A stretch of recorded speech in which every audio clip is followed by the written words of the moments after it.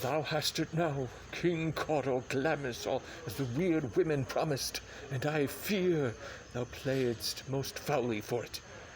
Yet it was said it should not stand in thy posterity, but that myself should be the root and father of many kings, if there come truth from them as upon thee, Macbeth, their speeches thus shine.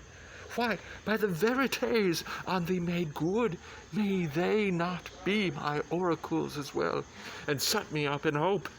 But hush no more. He's our chief guest. If he had been forgotten, it had been as a gap in our great feast, and all hung, all thing becoming. Tonight we hold a solemn supper, sir, and I'll request your presence.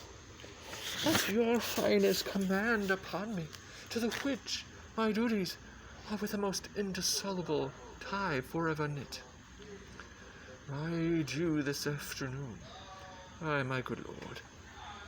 We should have else desired your good advice, which still hath been both grave and prosperous, in this day's council, but we'll take tomorrow, is it far you ride? As far, my lord, as will fill up the time twixt this and supper. Go not my horse the better. I must become a borrower of the night for a dark hour or twain.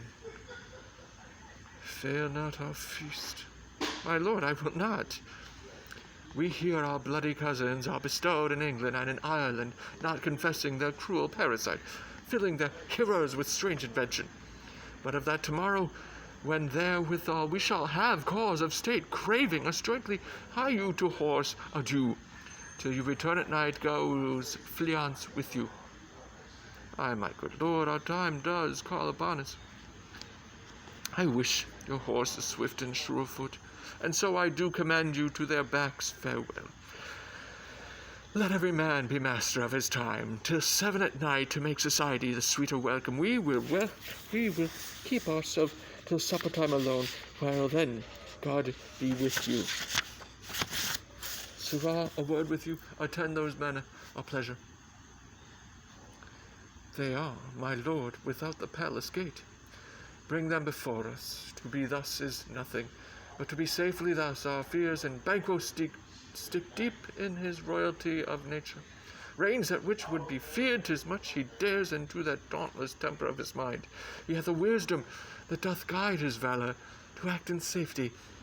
There is none but he whose being I do fear, and under him my genius is rebuked. As it is said, Mark Antony's was by Caesar. He chid the sisters when first they put the name of king upon me, and bade them speak to him. Then, prophet-like, they hailed him father to a line of kings. Upon my head and they placed a fruitless crown, and put a barren sceptre in my grip. Thence to be wrenched with an unlineal hand, no son of mine succeeding. If it be so, for Banquo's issue have I filed my mind. For them, the gracious Duncan, have I murdered, put rancors in the vessel of my peace, only for them and mine eternal jewel.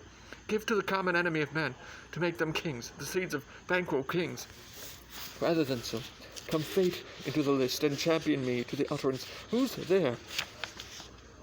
I'll go to the door and stay there till we call. Was it not yesterday we spoke together? It was, so please your highness. Well then now, have you considered of my speeches? Know that it was he, in the times past, which held you so under fortune, which you thought had abandoned our innocence of. This I made good to you in our last conference past in probation with you, how you were borne in hand, how crossed the instruments, who wrought with them, and all things else that might, to have us so, and to a notion crazed, say thus did Banquo. You made it known to us. I did so, and went further, which is now our point of second meeting. Do you find your patience so predominant in your nature that you can let this go? Are you so gospel to pray for this good man and for his issue, whose heavy hand hath bowed you to the grave and beggared yours forever? We are men, my liege. Aye, in the catalogue you go for men, as hounds and greyhounds, mongrels, spaniels, curs, choughs, water-rugs, and demi-wolves are clept, all by the name of dogs. The valued file distinguishes the swift, the slow, the subtle.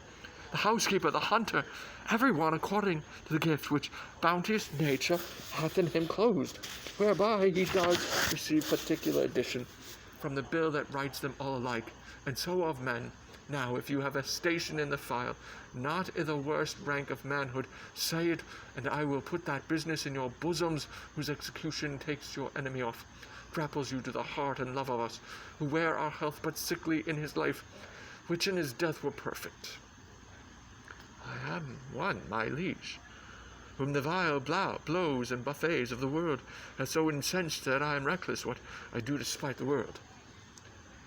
And I, another, so weary with disasters, tugged with fortune, that I would set my life on any chance to mend it or be rid on it. Both of you, no Banquo was your enemy. True, my lord.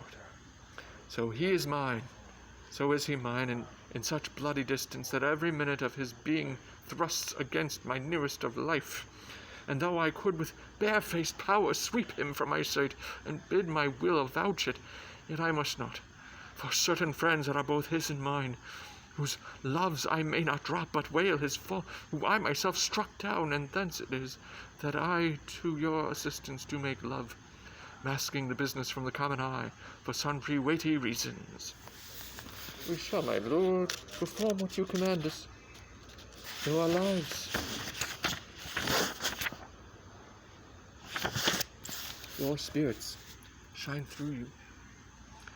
Within this hour at most, I will advise you where to plant yourselves, acquaint you with the perfect spy of the time, the moment on it, for it must be done tonight, and something from the palace always thought that I require a clearness, and with him to leave no rubs nor botches in the work. Fleance, his son, that keeps him company, whose absence is no less material to me than is his father's, must embrace the fate of that dark hour. Resolve yourselves apart. I'll come to you anon. We have resolved, my lord. I'll call upon you straight, abide within. It is concluded, Banquo thy soul's flight. It is find heaven. If it find heaven, must find it out tonight.